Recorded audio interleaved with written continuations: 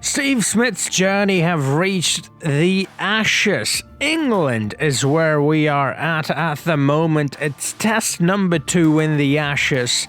In real life, Steve Smith absolutely killed it. He was on it, on top of the world. No one came close to his heroics in the real life Ashes. Will he be able to replicate it in this game? Or will he fail miserably like he did in the first test, let's be honest? Let's find out. This is the rise of Steve the Smudger Smith.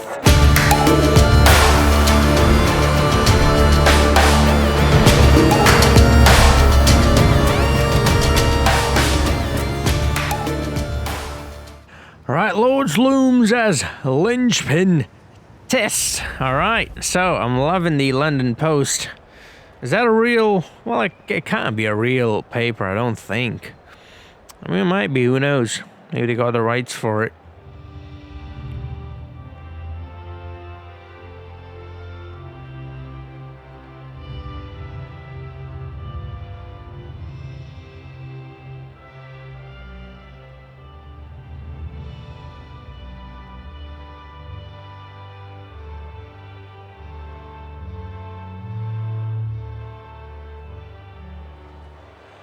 Alright, here we go. Second test at Lords, the home of cricket.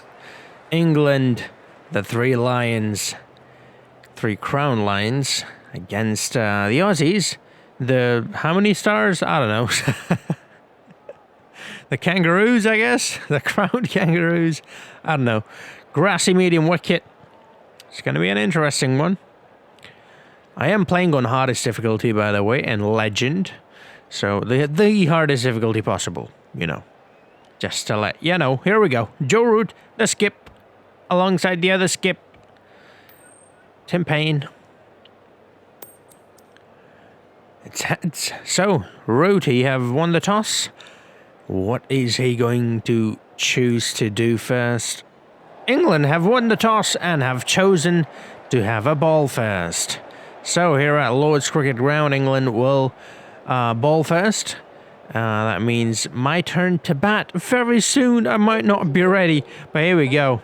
It's Marcus Harris and David Warner. Warner did not have a very good time out there in real life, specifically against Stuart Broad, coming around the wicket, nipping it away, getting the LBWs, getting outside edges. It was a fantastic battle. Warner never really got going. He got a half-ton, I think, in one of the innings, but that was about it. That was the highlight for him. But here we go, the two openers. Warner and Marcus Harris, the two lefties, will be opening for Australia. And from what I saw, Cook will be opening the bowling. There is the illustrious Ashes trophy.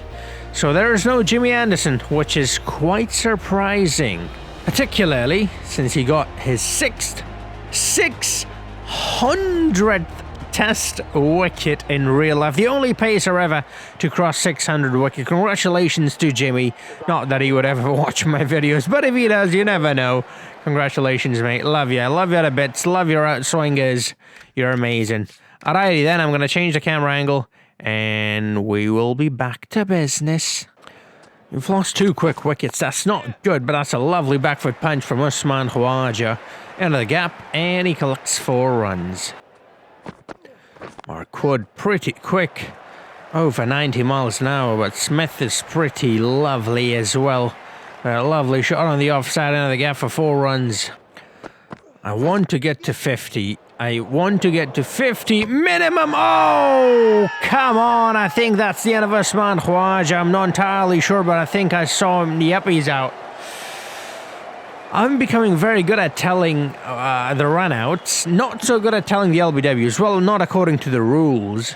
I make my own rules when it comes to the LBWs, but that's out. That's the end of Usman Khawaja. Gone for 11 of 16. It was a close one. Shouldn't have tried to force it. That's what happens when you do.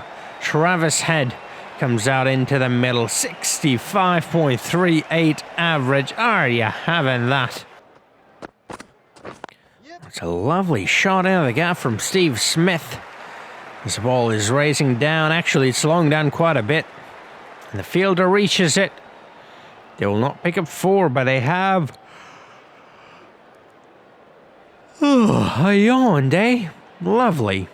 They have ran 3, is what I was going to say, when I was rudely interrupted by my own self, by the way, I must mention.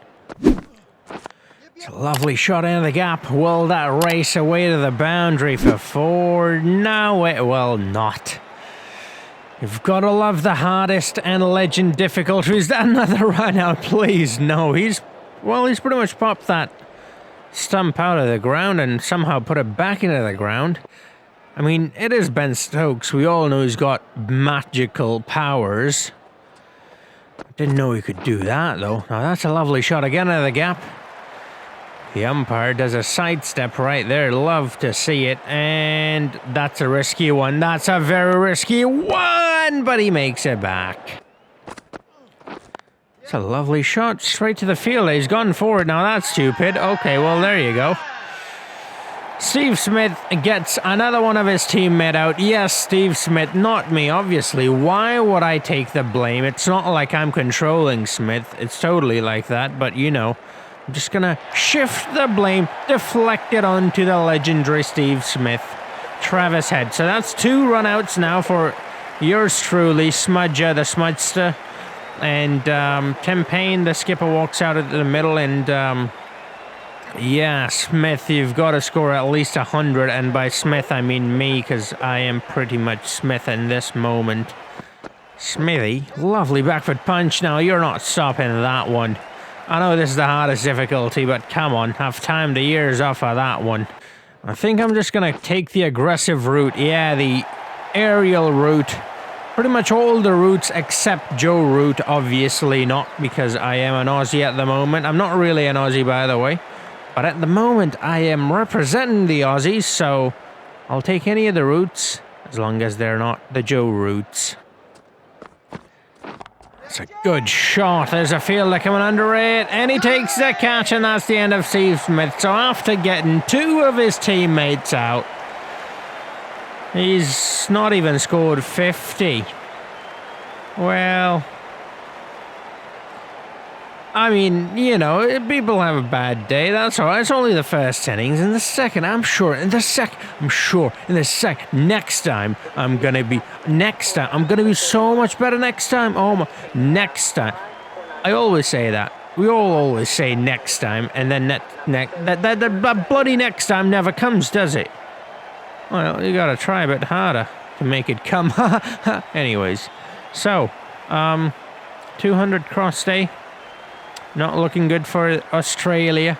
I'm doing a very shit job of representing the Aussies. I must say, I am representing the Aussies, but I must confess, the Aussies normally are much less dafter than I am at the moment. So, please forgive me, Aussies, and everybody else. Don't take me as their representation, because I'm not even from Australia, like I said a billion times already. I mean, that alone should tell you how stupid I am. I keep saying it, like, I said it once, that should be enough, you know, and I keep going about it, like, this bit should have ended, like, about 5 minutes ago, and it's not even 5 minutes long, so, there's that. You know what, after the first innings failure, Smith is back. It's time for Smith to show who he really is. The real Steve Smith is coming out, bitches. Oh, lovely. Over mid-wicket, just about, but just about is good enough as long as it gets me 4 runs, or gets Steve Smith, rather, 4 runs. Oh, shot. Played well enough to get 4, not well enough to get a 6, which is what I wanted to do. Smithy, 24 of 11. Is that the first 6 of the game? For Smudger, I think so. 72 metres long off Mark Woods. Lovely pies. Sweet potato pies. We all know Steve Smith loves them. don't take my word for that. He might love him, he might not love him. I don't know anything about Smith other than his name and the fact that he's a batsman, a really damn good one, and I'm not really doing him justice at the moment, so I should probably focus on my game. Well, that's a 6, I think. Yep. Nope. I knew that wasn't gonna go over for a 6. I never said that was a 6. You know. Yeah. Because shut up. Whatever. Oh, no, that's definitely a 6. Come on now. Even a blind person can tell that's gonna go over the rope. For 6 runs, 108 meters long, mate. Stuart Broad. He might be big and bad and definitely better than his dad, but he's bowling to Steve Smith. Where was I going with that? Now that I think about it, nowhere, to be honest. Yes. And that will be a single. Hopefully not another run out. Okay, we're good. There we go. The legend of Steve Smith resumes. 50 of 28 deliveries. Very authentic. Very much like the real life Steve Smith. The brute that he is. Lovely shot out of the gap. Will that race away to the boundary for 4? I'm hoping it will, but the bloody fielders won't let it. Come on, mate, just let one go. Just one. Just let one go.